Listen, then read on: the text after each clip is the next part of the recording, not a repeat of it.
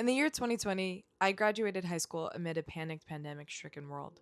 My best friend Veronica, knowing my love for writing, gave me a brand new journal for the new season I was entering. The thing was, I had no idea where I was going and how I was going to get there. In it, I documented my college experiences, the years of waiting to jumpstart life in Texas, and trying to figure out my purpose. I hadn't even figured out my career yet. In the summer of 2022, Veronica, my grandma, practically raised me, and my sister all left New Jersey within the span of 3 months. Three women who were so important in my life got allowed to be stripped away from me. I didn't know who I was without them. I didn't know why they had to leave. And that was the first step on my journey to growing up in the Lord, figuring out who I was in Christ on my own.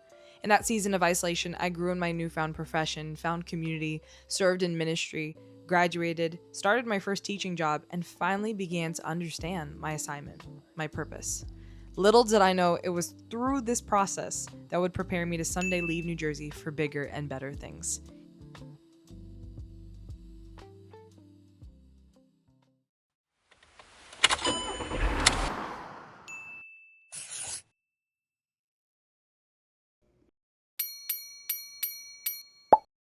Somebody called the Black Eyed Peas, because let's get it started.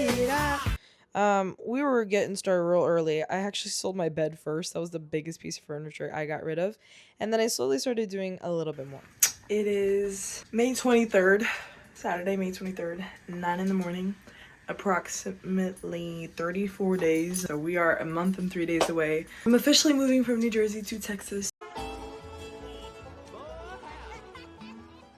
And let's just say the process is processing. It's kind of getting to me. I'm tired and I'm like still lesson planning and still trying to finish out the year while also trying to slowly deconstruct my classroom while also packing up my room. And I've waited a long time to pack my books. I haven't wanted to pack them because I feel like this is a big part of like my room's decor and just makes me feel like homey and good, but 30 days. And honestly, those last 7 days, maybe even 10 days when my dad arrives here from Texas, and he's going to be helping us pile everything into the pod. The moment the pod gets here, which is less than 30 days already, it's actually 24 days. That last 10 days or so of us putting stuff in the pod, we need to have it ready for the pod. And I still have my books, I still have my clothes. I have a lot of clothes that I'm not even using right now. Like I have some sweaters because, you know, spring in New Jersey is still kind of cold, and then it's starting to get hot, and consistently it's been getting hot lately. Today's kind of chilly, but like it's a chilly that I can survive off 2 sweaters. I don't need so many options, and we'll be all right. I think less is going to be more at this point. So I'm starting to take things down. As you can see, I've been sleeping on the floor for the last, I think, 3 weeks now. It's been about 20 days. Looking back on this now, I realized that this was actually the first box I packed of my personal items in my room, and this was the first of many more. I think we have at least 100 boxes packed now. The beginning of the process was tiring before I even started, but by the end it was so worth it. Anything that takes time is always going to be worth it. I'm gonna start dismantling this stuff here, and then I have to clean up my desk anyway because I'm gonna post this to sell and the desk to sell, and it might go quick or it might take a minute, so we'll never know. Thank you for taking a picture of me, Judah. Someone's playing with the little memojis on the FaceTime. And if it wasn't for me waiting all these years in this whole process of moving, I wouldn't have built up that resilience and patience for the little things. If you didn't know, Texas doesn't have a TD Bank. So if you're moving to Texas and you have a TD Bank account, yeah, you're gonna have to get a different one. Right now, I am getting my accounts in TD Bank to 0, and I have to call them up right now because I can't cancel the bank accounts online. I can't just delete them. They have to formally do it on their end. So I'm gonna talk to a TD Bank representative to do that. I'm just gonna leave one account open. I'm doing that on purpose because I don't remember everything that's being charged. Like just today I got a charge from Libib, which is my classroom library software that I use, and I forgot that was there. So I'm gonna leave like a few $100s in the checking account just in case something gets charged, so I can go ahead and cancel it until I don't see any more charges being put on that account. Now, besides the material things that I can hold onto and physically pack, I also had to change things online for my address and my bank accounts, debit cards, stuff like that. I have to say, I'm seriously concerned whether or not I have ADHD. Or is it just teacher brain? Because I swear, I start one task and then it bleeds into another, and then I start that one and then I do the next one, and I still haven't called the TD bank.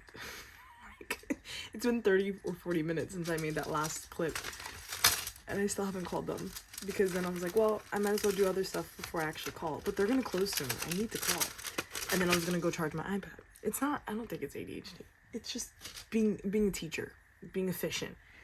I was gonna call my iPad so I could record.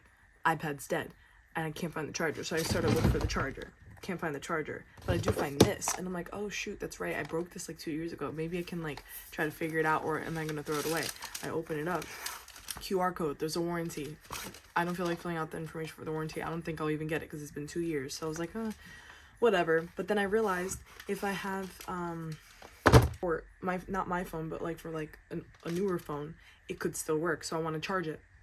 What charger does it need? The same charger I was initially looking for to charge my iPad so that I could call the TD bank. But now I'm going through all my files and throwing away garbage, stuff from years ago that I genuinely don't need because it gets updated. Like right now, this got updated. The chilly day. Neo. So as you can see, I'm still technically in the process of purging while packing, and you'll see that a lot in this whole moving process. A lot of the things intersect. There's not like one designated purging time period and one packing time period. They kind of intertwine into each other.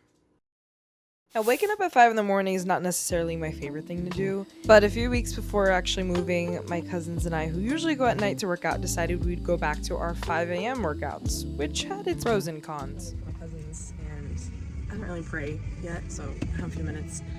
That's the one thing that I have to figure out, is my prayer and like reading my Bible time, because that's usually when in the morning. I replace that with the morning. Even that lately has not been consistent, so maybe this is a good thing, because like if I force myself to wake up to come here, I can go home and I'll have a lot more energy to actually do those things. But it's the timing that I'm like worried about. So if anything, I'll just stay for help period after school hours, which tends to be most helpful for the kids anyway, and then I'll read my Bible at night, which meditate on the word day and night, right? If there's no actual set time perfect for reading the Bible, you're actually supposed to be reading it all day long.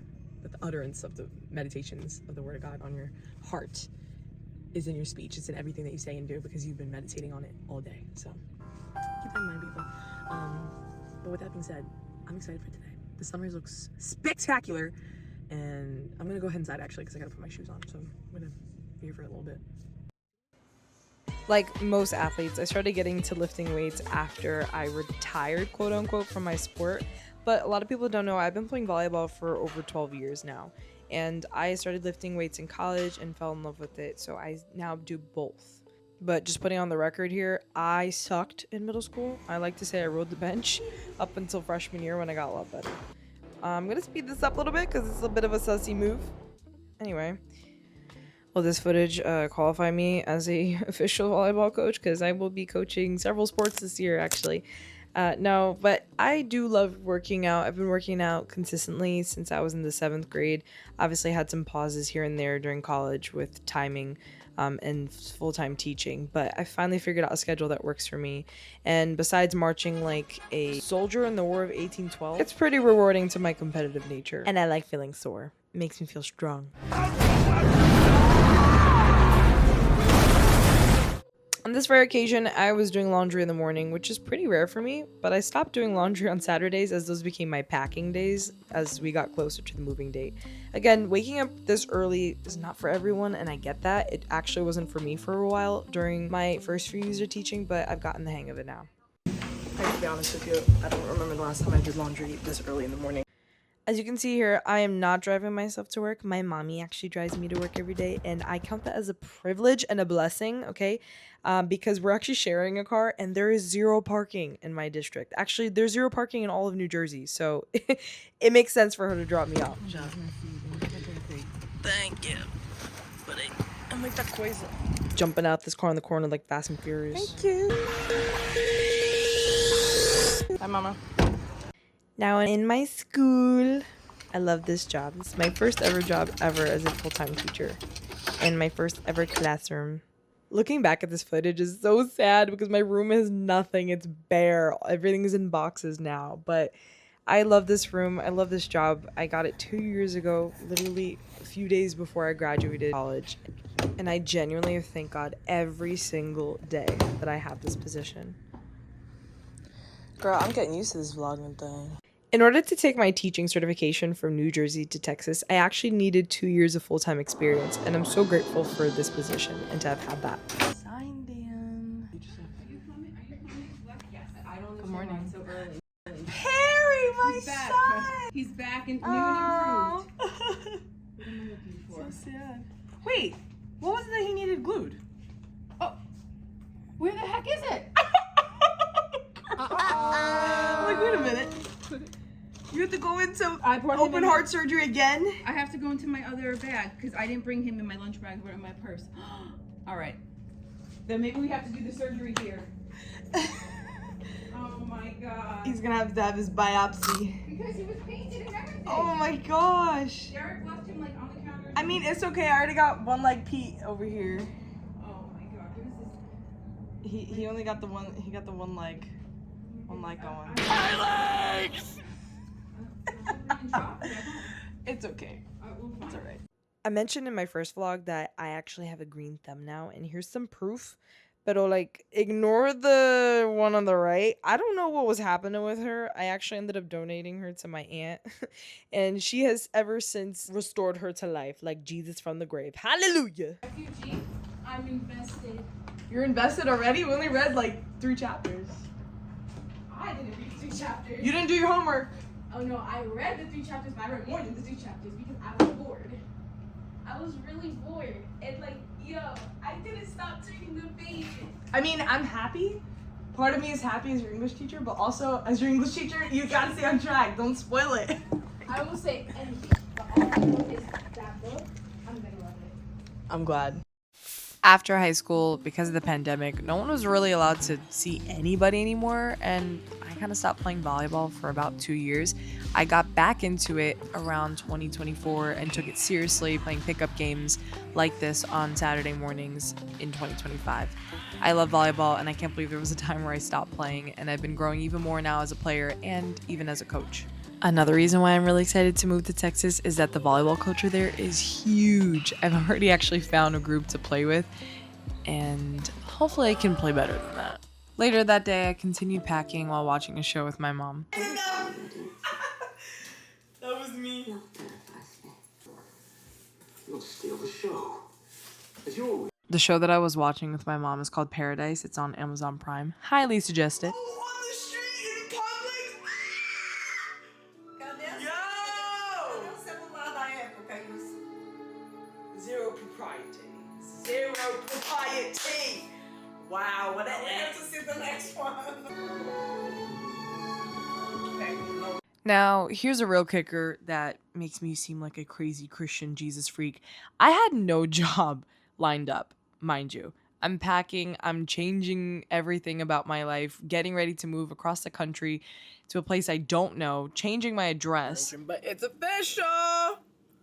Woo woo. And you see, God started answering prayers I forgot I had prayed a long time ago, including this very vlog you're watching right now. Why is it blurry? There we go. Hi, Alisa. We on Park Avenue. Just bought the camera. The year I graduated from college, I actually thought I was going to go into content creation and get my first job in Texas and move there. And neither of those things had happened. But this time around, it seems like everything was happening at the same time. And it was the right time for the Lord. Why is she dancing? You might be wondering. I can just feel you asking yourself that. Well, that's because I had just gotten off the phone with my now new principal with the job offer to coach and teach full time. So you're looking at a volleyball, basketball, track and field coach and English teacher for junior high next school year in 2026-2027. And I'm exhilarated. To this day, I can't even believe how it happened. After months and months of prayer, years of waiting, it finally clicked into place. And it was around this time that content started growing for me online, and I started to share my creative experiences as a teacher because I had gained that experience in the last 2 years. God works out everything to the smallest detail, and He answers prayers that maybe you forgot you even prayed. So whatever it is that you're believing for in God right now, trust and believe that He's going to answer your prayers. So no, I can't say this is a new chapter in my life. This is a new story. And that same journal that's nearly ripping at the seams now was filled with my prayers, praises, and tears. But every tear was caught by Jesus. And He answered every prayer and continues to. So trust me, He listens, and He'll answer yours too.